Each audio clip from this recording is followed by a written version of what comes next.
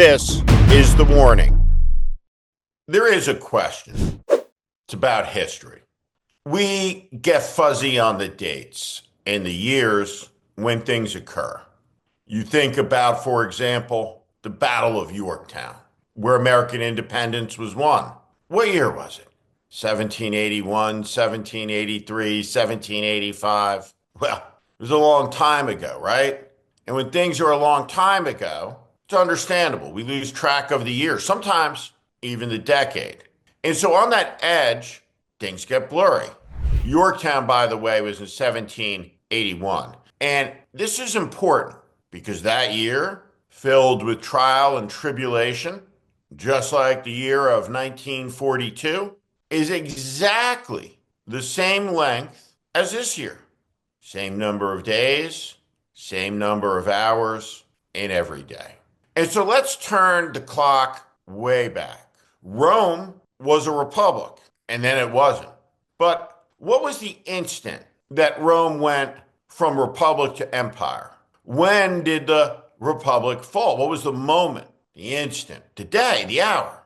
We don't even necessarily recall precisely in the common space the century properly. But what happened was the collapse of the Senate. And so in that contemporary moment, there would have been an instant of recognition, though not broadcast around the world, obviously, on a signal carried by satellites orbiting in space to thousands or millions, or depending on CNN's audience, tens of thousands of screens. The United States Senate was once known as the world's greatest deliberative body. Today, it is a farce. It is filled with unfit and immoral men and women. Weakness dominates. Corruption is pervasive. Hypocrisy is everywhere. And faithlessness to both the ideas and ideals of the country. Evidence of this is that this unfit drunkard, Pete Hegseth, is the Secretary of Defense. Man has been credibly accused of all manner of behavior that would make his presence, should he have been a 19-year-old sailor, unacceptable aboard a nuclear submarine. Yet he sits at the top of the chain of command. Now, there are more hearings going on. The FBI is a dangerous institution. It is an institution that was abused and used to abuse the American people at various times during its long history. The noble G-man, who is incorruptible, is the figment of a movie producer, not real life. Kash Patel is a dangerous man who will be leading a dangerous institution that will be abusing the rights of the American people. Everybody knows this. Everybody who will vote on Robert F. Kennedy knows how unfit he is. John F. Kennedy's only living child, his cousin, made a choice. She chose her country over her family, tried to tell us. Now, Robert F. Kennedy doesn't know the difference between Medicare and Medicaid. What is Medicare Part A?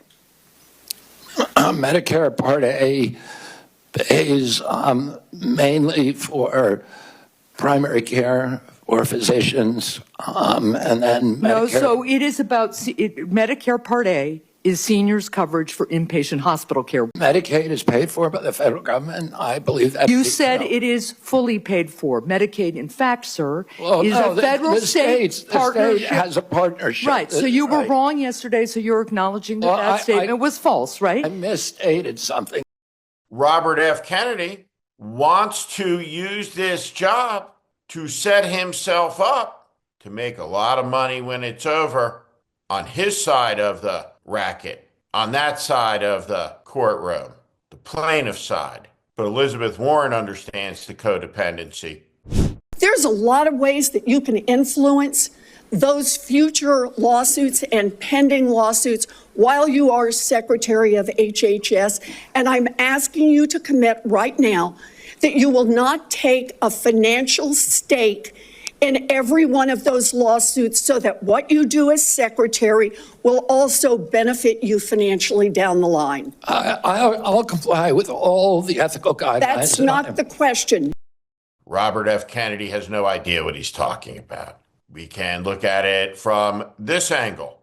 I know people, including members of my family, who've had a much worse time getting off of SSRIs than people have getting off of heroin. Or this one. Blacks need fewer antigens than... This is so dangerous. You get the same measles vaccine. Mr. Kennedy, with all due respect, that is so dangerous. This one. Show me a single statement I've made about science that is erroneous. And I got to tell you, whoever does the staging of these things, the Megyn Kelly bit is weird.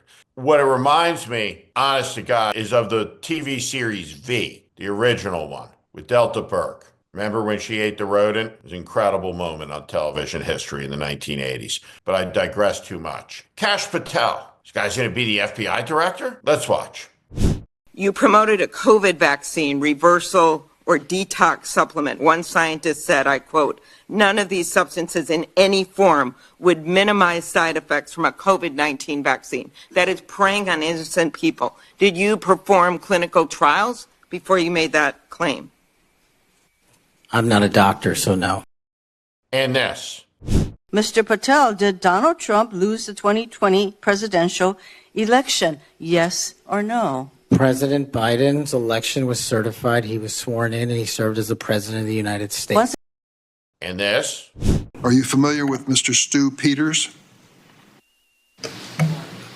Not off the top of my head. He made 8 separate appearances on his podcast. He promoted outrageous conspiracy theories and worked with a prominent neo-Nazi. Yes, it's absurd. And yes, it's a farce. But man, is it a dangerous one. Donald Trump is picking really a creature cantina, a menagerie of unfitness with a specific purpose, which is to blow up everything and tell you when everything's blown up, they had to do it to get DEI. He wants to leave the government in shambles, its services wrecked, its government employees fired, its delivery of services crippled.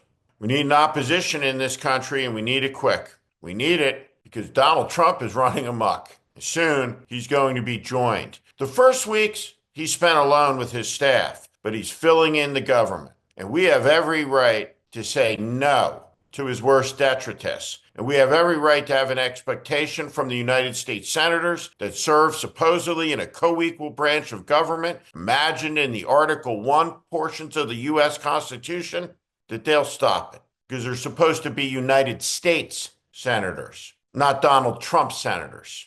But the truth is, we got Donald Trump senators, and we got corporate senators, we got Schumercrats, but not many Democrats. And man, would this be a good hour for some old school Democrats like John Kennedy, like Franklin Roosevelt, who understood at the core the average ordinary American deserves to have somebody not to lecture and yell at them, not to castigate them, but to fight for them. This is The Warning. I'm Steve Schmidt. This is The Warning, and I invite you to subscribe on our Substack, on our YouTube channel. Follow us. Welcome to the community.